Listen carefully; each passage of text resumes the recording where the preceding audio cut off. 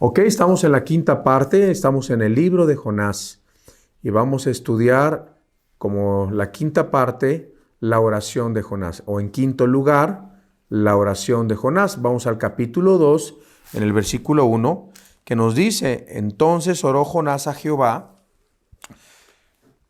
su Dios desde el vientre del pez y dijo: invoqué en mi angustia a Jehová y él me oyó.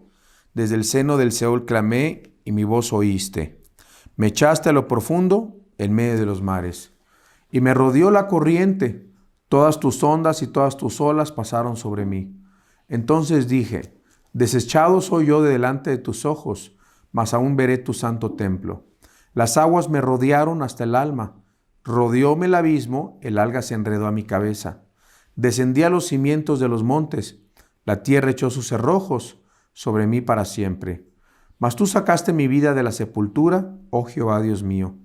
Cuando mi alma desfallecía en mí, me acordé de Jehová, y mi oración llegó hasta ti en tu santo templo. Los que siguen vanidades ilusorias, su misericordia abandonan. Mas yo con voz de alabanza te ofreceré sacrificios. Pagaré lo que prometí, las salvaciones de Jehová. Bueno, sin duda alguna que el Señor no hubiera salvado a Jonás si Jonás... vemos que si el Señor no hubiera salvado a Jonás, mejor dicho, él hubiera muerto. En unos cuantos minutos hubiera muerto ahogado después de haber sido arrojado al mar. Una vez dentro del estómago del gran pez marino, del monstruo marino, la Biblia no dice que sea una ballena, pero pues podemos deducir que quizás sea una ballena. Jonás cobra conciencia y comienza a elevar su alma en oración, porque él creía, quizás por unos momentos, él entendía y pensaba que estaba en el Sheol, en lugar de los muertos, ya que él describe en el versículo 2 y dice: invoqué mi angustia a Jehová y él me oyó, y dice: desde el seno del Seol clamé. Esa palabra seno es betén y significa fondo, desde el seno del Seol. La Biblia también dice que él describe y se siente como si estuviera rodeado por un abismo. El versículo 5 dice: rodeóme el abismo. Así que el alga se enredó en mi cabeza. Y luego dice y habla y menciona cerrojos de la tierra que aprisionan a los muertos en el versículo 6. Así que la tierra echó sus cerrojos sobre mí para siempre. Y esos cerrojos se mencionan en la Biblia como los que aprisionan a los muertos. Pero ¿qué hace Jonás en medio de, sintiéndose que está en el Sheol, en el lugar de los muertos, en la sepultura, sintiéndose en la oscuridad, en un abismo? ¿Qué es lo primero que hace Jonás? Lo primero que hace Jonás es invocar a Jehová. Eso lo enseña el versículo 1 y el versículo 2. Jonás invoca el nombre del único Dios vivo y verdadero, y no invoca a otros dioses desconocidos. Así que vemos que Jonás conocía al Dios de la Biblia. Jehová es el nombre con que Dios también se reveló a Moisés, cuando Moisés estaba con la zarza ardiente y le dice: libera a mi pueblo, dile al faraón que libera a mi pueblo.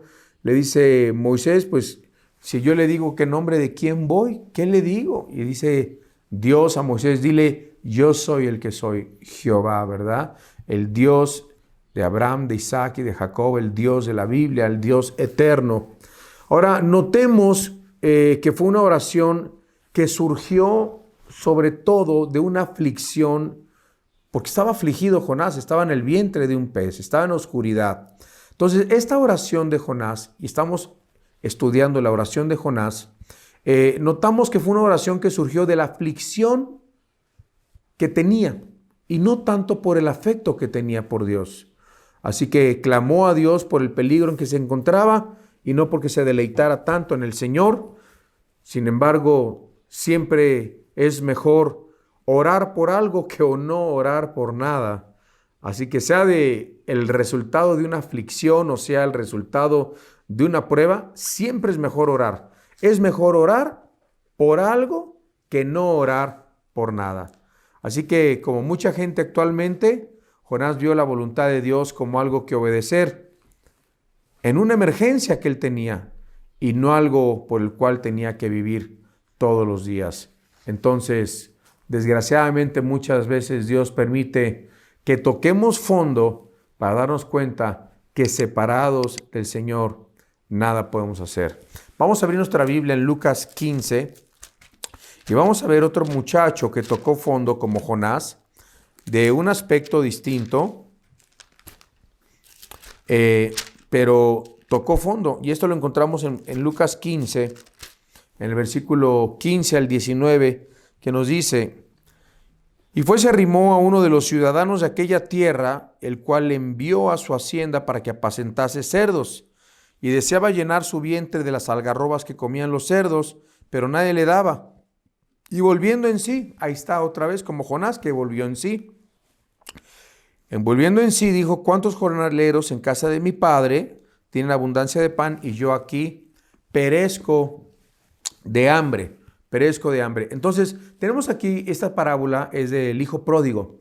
Aquí en el capítulo 15 de Lucas, Cristo nos describe de un padre que tenía 2 hijos. Y uno de sus hijos, un padre que tenía mucho dinero, uno de sus hijos le dice: Padre, dame toda la herencia que me corresponde. Parece que dentro de la tradición judía, el padre podía dar la herencia antes de morir a sus hijos y el hijo lo podía reclamar. Así que reclama su herencia. Y después de juntándolo todo, se fue a una provincia apartada, dice la Biblia, y malgastó todo. Malgastó tanto en mujeres, en alcohol, en cigarro, en drogas. ¿Quién sabe qué vida se habrá dado este joven? Pero tenía mucho dinero y lo malgastó todo. ¿Por qué? Porque no tenía la bendición de Dios. No podía usar el dinero que le había dado su padre porque tenía la intención de malgastarlo pensando que nunca se le iba a acabar. Y muchos creen que nunca se les va a acabar, pero las cosas se acaban en este mundo. Tarde o temprano todo se acaba. La vida se acaba, dejas de respirar, el aire se acaba, el dinero se acaba, todo se acaba, todo se acaba. Este muchacho se le acabó y después comenzó a apacentar cerdos y darle de las algarrobas que comían los cerdos, eso comía él. O sea, después de tenerlo todo, ya no tenía absolutamente nada. Y dice la Biblia, y volviendo en sí, así que la Biblia nos dice que separados del Señor nada podemos hacer.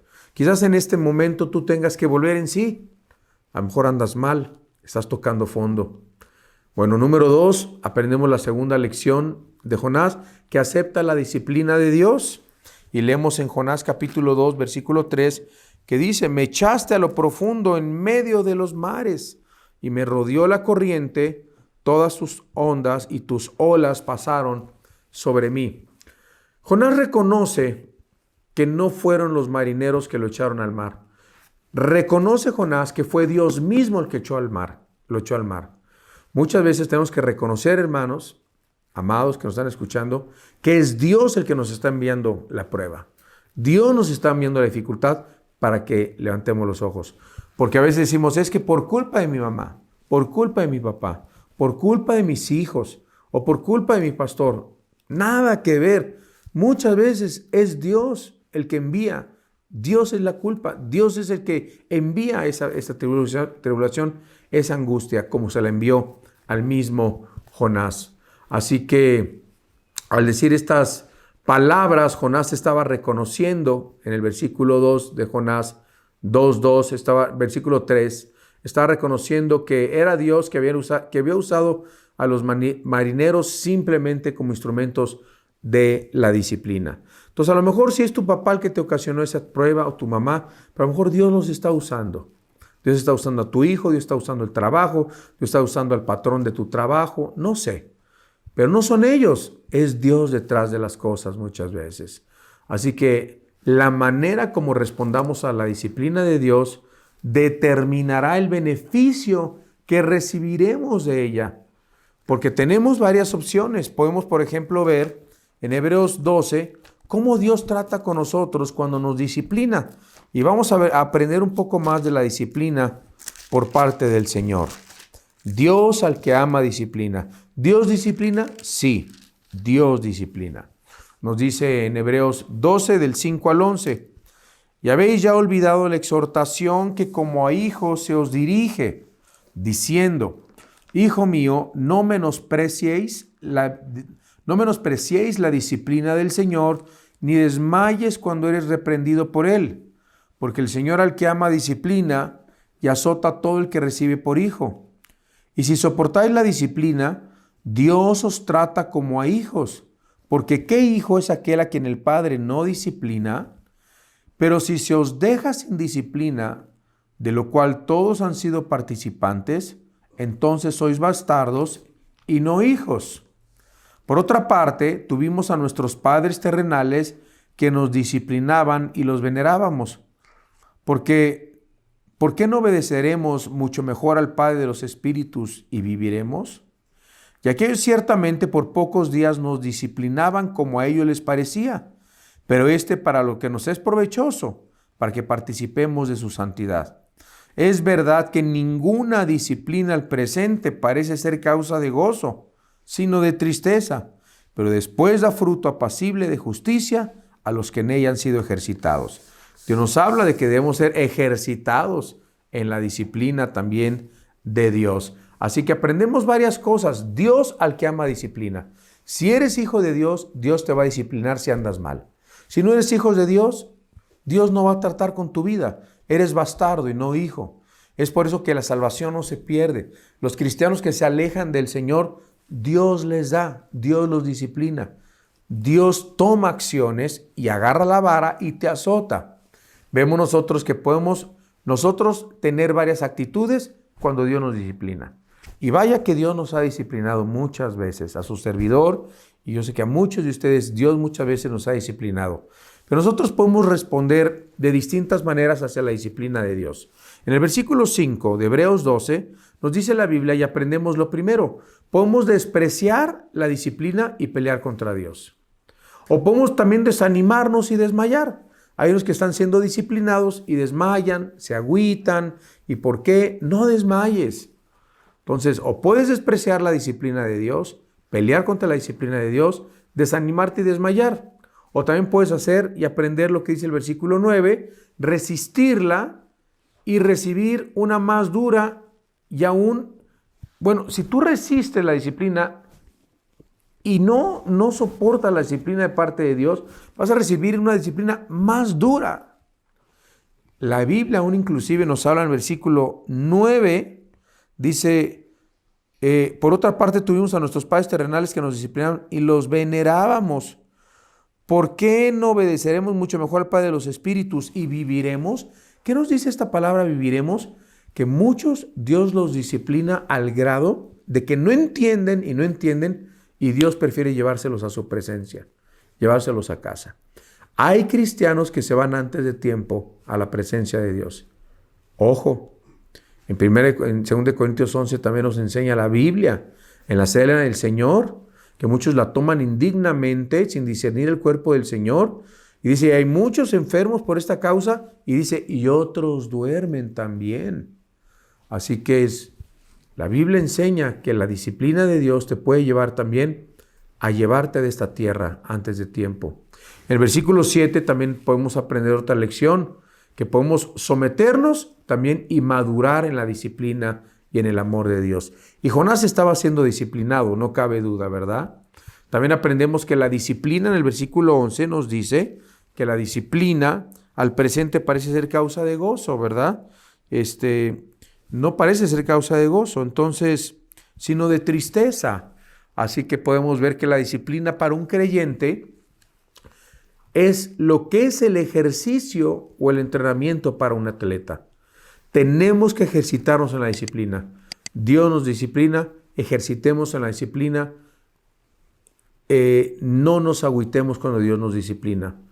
Dios también nos capacita para correr la carrera. Dice en Hebreos 12, 1 y 2, dice, teniendo en derredor nuestro tan grande nube de testigos, despojémonos de todo peso y del pecado que nos asedia y corramos con paciencia la carrera que tenemos por delante, puesto los ojos en Jesús. Esto lo vemos en el versículo 1 y versículo 2. Bueno, y el hecho de que Dios disciplinara a Jonás, regresando allá a Jonás, era una prueba también de que Jonás era hijo de Dios. Dios disciplina a sus hijos. Dios no va a dejar a ningún hijo suyo que está en desobediencia sin disciplina.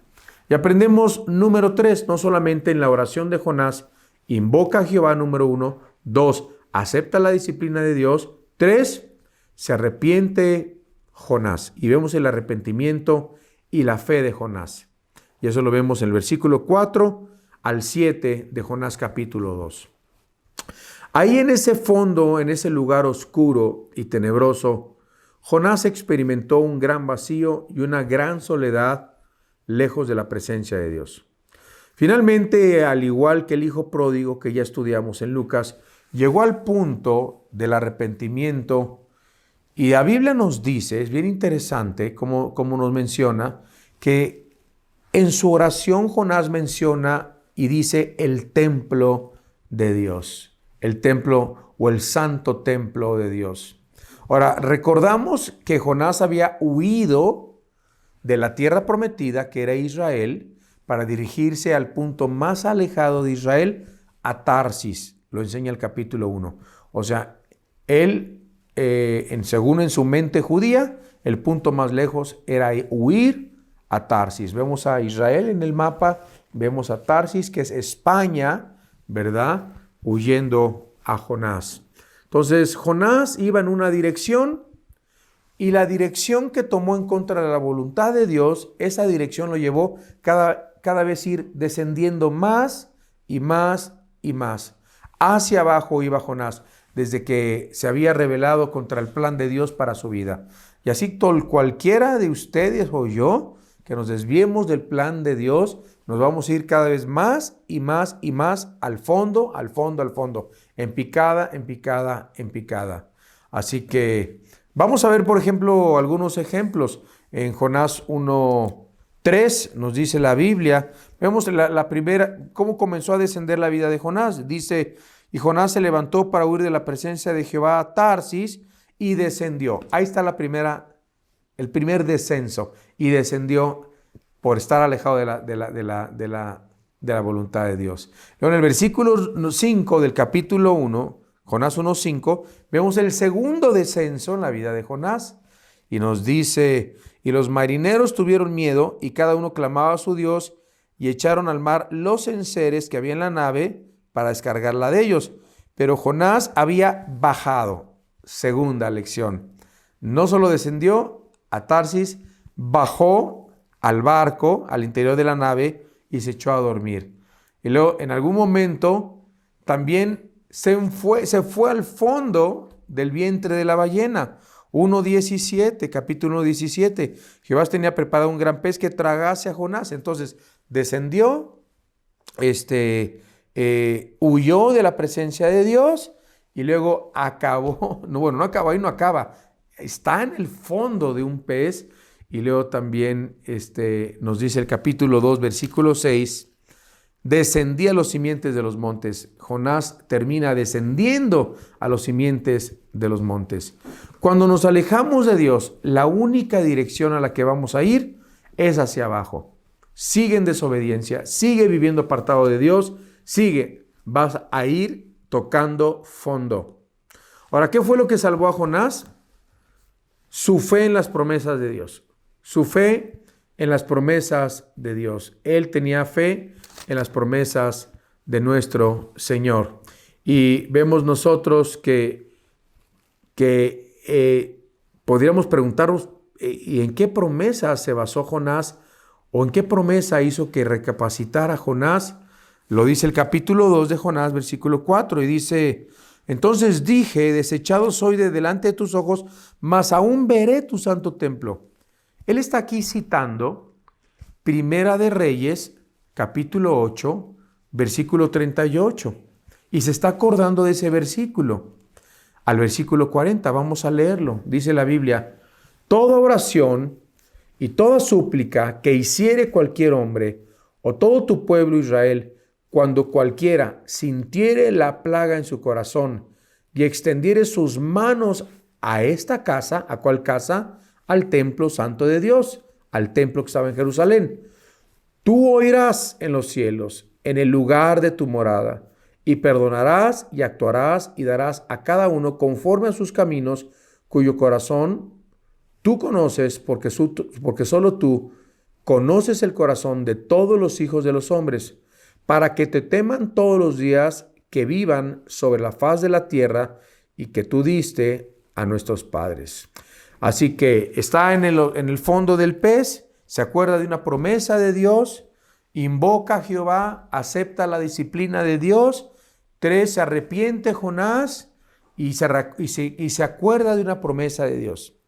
¿Qué promesa se acuerda? Cuando Dios le da y le concede a Salomón construir el templo.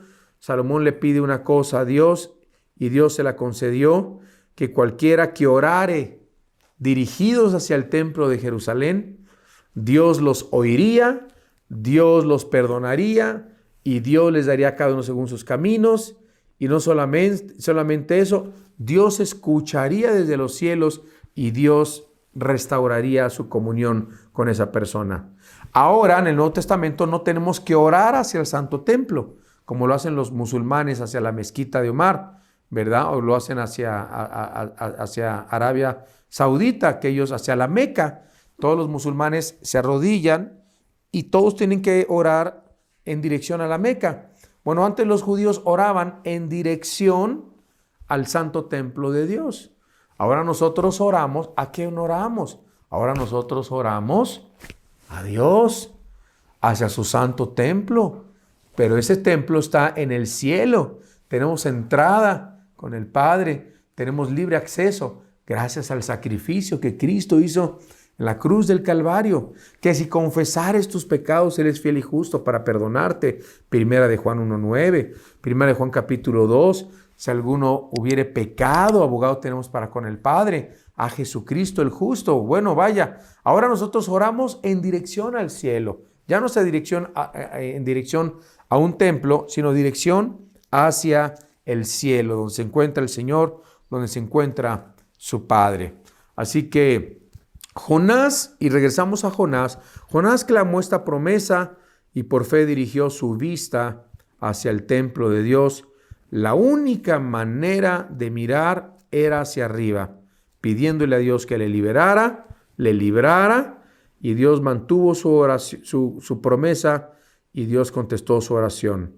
Él dice en el capítulo 2, versículo 7, dice: cuando mi alma desfallecía en mí, me acordé de Jehová, y mi oración llegó hasta ti en tu santo templo. Lo cual significa que Jonás actuó en base a su promesa. Jonás conocía las promesas del pacto de Dios y las clamó. ¿Conoces tú acaso el pacto y las promesas de Dios que tiene para contigo? Podrás invocar en tu angustia, en tu desesperación, el nombre del Señor y aceptar que también Dios muchas veces nos trae en disciplina. Y en este momento pedirle perdón a Dios, suplicar a Dios su perdón, pedir al Señor que te perdone, te limpie, te libre y arrepentirte de corazón. Vamos a cerrar nuestros ojos, vamos a tomar un tiempo para podernos arrepentir delante de Dios y aceptar el perdón de Dios. Señor, gracias porque podemos invocar tu nombre y tú nos vas a escuchar, nos vas a oír, nos vas a limpiar, nos vas a sanar. Invocamos tu nombre, oh Dios, en este momento, sabiendo que tú existes, estás en nuestras vidas, en nuestros corazones, como en el cielo, en todo el universo. Nada puede retenerte, Señor, porque tú estás vivo, tú eres grande, Padre Celestial, grande en misericordia. Invocamos tu nombre, Señor, sabiendo, Padre, que también muchas veces estamos viviendo lo que vivimos porque tú nos estás disciplinando. Tú usas a nuestro papá, a nuestra mamá, a nuestra esposa, a nuestro esposo, a nuestros hijos, la escuela, el trabajo, el patrón. Hay muchas circunstancias que tú usas y no tenemos que echarle la culpa a esas personas, sino reconocer, como hizo Jonás, que no fueron los marineros que lo echaron al mar, sino tú, Dios, lo echaste al mar. Y que podamos arrepentirnos. Arrepiéntete de tus pecados en este momento, pecador. Pecadora, todos somos pecadores. Arrepintámonos delante de Dios y volvamos hacia el monte de Dios, hacia la dirección del cielo, clamando a Dios, reconociendo a Dios que es justo, volviendo en sí, como el hijo pródigo y como Jonás, reconociendo que te necesitaban. Y necesitamos cambiar nuestra dirección, necesitamos cambiar nuestro rumbo, necesitamos cambiar nuestros pasos. Si tú quieres recibir a Jesús en tu corazón, si quieres recibir a Cristo en tu vida, arrepentirte de tus pecados, Solo tienes que creer que Jesús murió por ti y resucitó a los 3 días de entre los muertos. Ábrele tu corazón y pídele a Cristo que entre en tu vida como tu Señor y tu Salvador. Dile así, haz esta oración. Dios, perdóname. Perdóname mis pecados. Te abro mi corazón. Entra en mi vida como mi Señor y mi Salvador, porque te lo pido en el precioso nombre de Cristo Jesús. Amén y amén. Nos vemos en la siguiente lección, el libro de Jonás. Que Dios los bendiga.